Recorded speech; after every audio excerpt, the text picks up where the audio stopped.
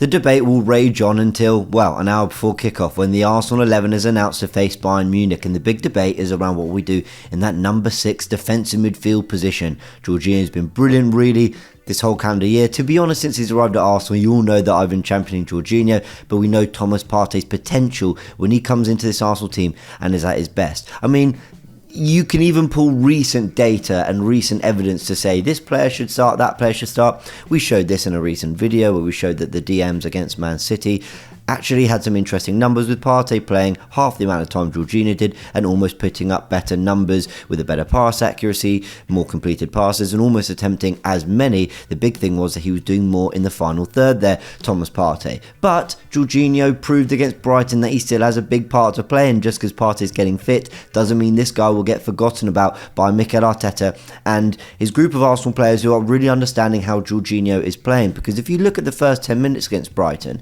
I was saying in my fan cam and all my reaction to that 3-0 win that Arsenal did really well to recognise that, yeah, it was 3-0 win, and yes, they were comfortable, but actually had to weather 10 minutes of Brighton getting on the ball. Yep, they only had one shot to Arsenal's one as well, but they completed more passes. They had 5 final third passes to Arsenal's 2, and they crossed the ball more times. We're just asking more questions, and in fact, some stats don't tell you that they kept finding the pockets. So getting that ball into the zone 14 area, running out our back four, and causing us some problems that we just had to weather.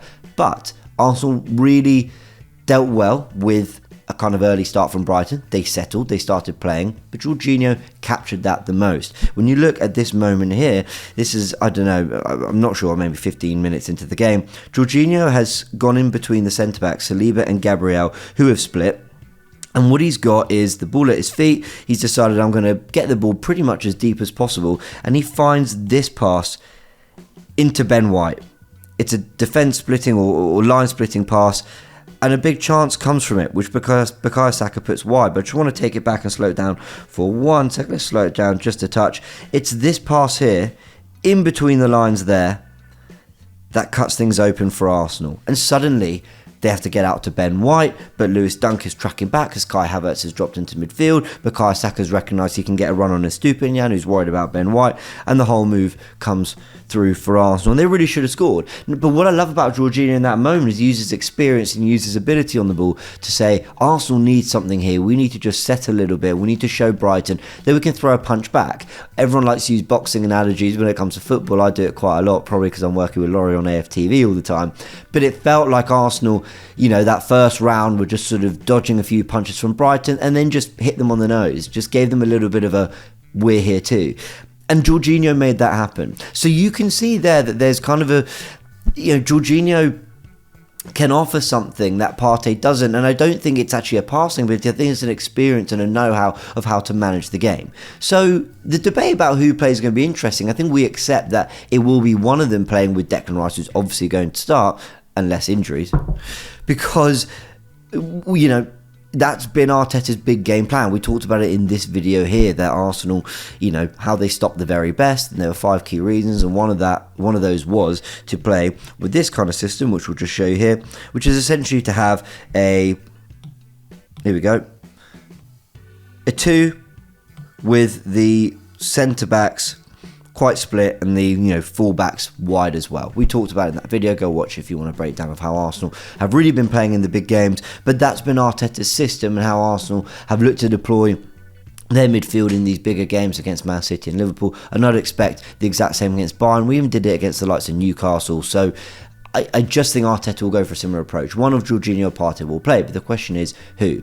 Now, I think to understand that, we've got to talk about Bayern Munich, because when you look at Bayern Munich's starting 11 against Heidenheim, we've got the 11 here and next to it, the average positions from SofaScore, you can see that they play with players that on the eye, I'd say want to deploy, you know, central areas on the pitch, and you can see it as well in the average positions. Number 25 Müller, number 42 Musiala, number 9 Harry Kane, and number 7 Gnabry. They're all very, very central. And I think the reason is because they've got players like Alphonso Davies who want to hug the touchline, hug, you know, the width and get up the pitch. Kimmich is more of a, you know, ball playing defender. I think he probably suits the inverted role brilliantly, but he can go wide as well. And you see it against Dortmund as well. Different 11, because this time Leroy Sané's come in for Serge Gnabry, so he's out to the right, but the dynamics shift only slightly. Müller comes central, Musiala goes out to the left, but still, you see the average positions from SofaScore, very, very central. This time, it's shaped differently because they're the home team, so you're looking from top to bottom.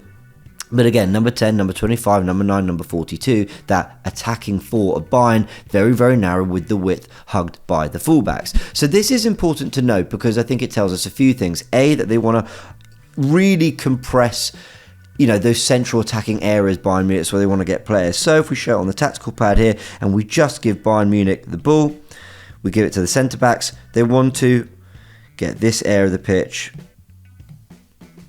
really congested. And that is where the likes of Harry Kane dropping in, Müller, Musiala picking up those central areas with the wing backs high and wide. They're the widest players in the white and red there for Bayern Munich. That is where I think, and that is how I think Bayern Munich are going to approach the game. So naturally, you're going to have Arsenal probably wanting to play Rice and Jorginho, so they could be quite condensed with that four of Gabriel and Saliba there as well. But I do think Arsenal are going to have to play with it slightly differently because Bayern Munich's setup reminds me quite a lot of Liverpool's as well. And I'll explain what I mean in a sec. But firstly, the first change I'd make to this defensive setup is this. There you go. You're probably looking, what's the difference? What does it matter? Well, it doesn't. Not in this shape, it doesn't. And the reason it doesn't in this shape, because ultimately Arsenal get into two banks of four. They've been very good at deploying a low block to try and stifle what other teams are doing. But we all know that the left of the two sixes in Arsenal's system, whether it were Granit Xhaka, Declan Rice recently, even Kai Havertz when he's played there, we know that they're always the ones that when pressing higher up the pitch or in possession have that little bit more license and room to move forward. And a big reason is because Martin Odegaard drifts right. So if we keep the ball with Bayern Munich and we move them back into a more early build-up position, Jorginho is the one who can press higher up the pitch, and Rice is going to be one sitting as the six. I've gone for a little bit of a man marking system, and it's a rough idea because you could have Bukayo Saka deeper here with Odegaard going onto that man. It could set up in a few different ways. But the big thing is that Declan Rice would cover this area here, and the reason I think Arsenal would want to do this for this particular game is, like I said, it's this four for Bayern Munich that are the most dangerous. And that's very similar to Liverpool, who play with a narrow three, who can hug the touchline, but will generally be quite narrow, so their fullbacks can get up the pitch and attack those spaces there, which means that, like we did in the Liverpool game, Declan Rice would cover these spaces here so that Jorginho can get forward. Let's show you the average positions from that Liverpool game. We've got it here. You can see that number 41, Declan Rice, is the deeper one because he's covering and he's that sort of that trio with Saliba and Gabriel who are utterly immense. And Jorginho, number 20, to the left of Declan Rice, has a little bit more license to get forward. We then see that Jorginho thrived in this role. We can see from these, sets of data from Canon stats, you can see that Jorginho was picking up the ball in left 8 spaces. When he was receiving the ball, he was also dropping deep to be part of build-up. And you can see some of his passing range was really good, as well as his defensive action up the pitch. Jorginho, I thought, really thrived as that left 8 and did really, really well. Not only because Arsenal were able to drop in, he was able to be a 6 in build-up and actually get into a 4-4-2 defensive shape. Because we had so much of the ball, we were dominating that game, he was actually able to still move up the pitch and use his passing range. When you look at some of these numbers against Liverpool, he had the most accurate passes, the most final third passes, the most touches, and the second most progressive passes, while still doing a lot of his defensive actions, winning 4 interceptions and 7 duels as well. So he was involved defensively too. I thought Jorginho really thrived. But if we just take it to the tactical pad here, again, what you'll get, in my opinion, is the ability for Jorginho to press up here and Rice to cover, so that if that ball goes into Harry Kane and he drops deep, you want Declan Rice in the walls with a Harry Kane or with a Musiala. But crucially, it's also about, Declan Rice's role in this team is very much dictated by almost what the opposition, how the opposition play and where they play through.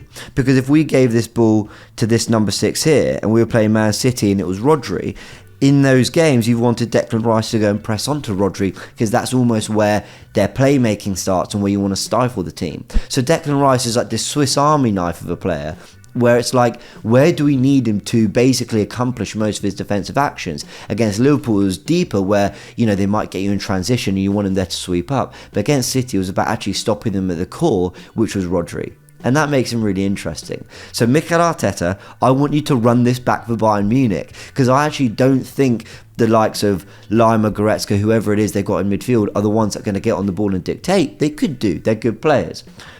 But I actually think it's that forward Musiala, Müller, Gnabry, Sane, Kane, whoever it is, in that sort of central pocket on the edge of our penalty area that you're going to want to stop as well, that attacking forward Bayern Munich. And I know a lot of the game will be focused on what we do, I hear that. But Arteta's always planned for the opposition. And I think in this game, we're going to have to run those same tactics we ran against Liverpool, with Rice as the 6, Jorginho as the 8, get on the ball and play, but crucially, have that number 6 ball-winning midfielder to just stop anything Bayern Munich throw at us. And I just want to say a really big thank you for watching this video. If you did enjoy it, actually hit the links right here to watch more content like this, including my Football First podcast, which drops every Monday to Friday at 6 AM. And I know it's annoying, I am really sorry to have to ask, but if you want to show support to the channel, hitting the like and subscribe buttons help promote the content much more than you could possibly know. Thanks again.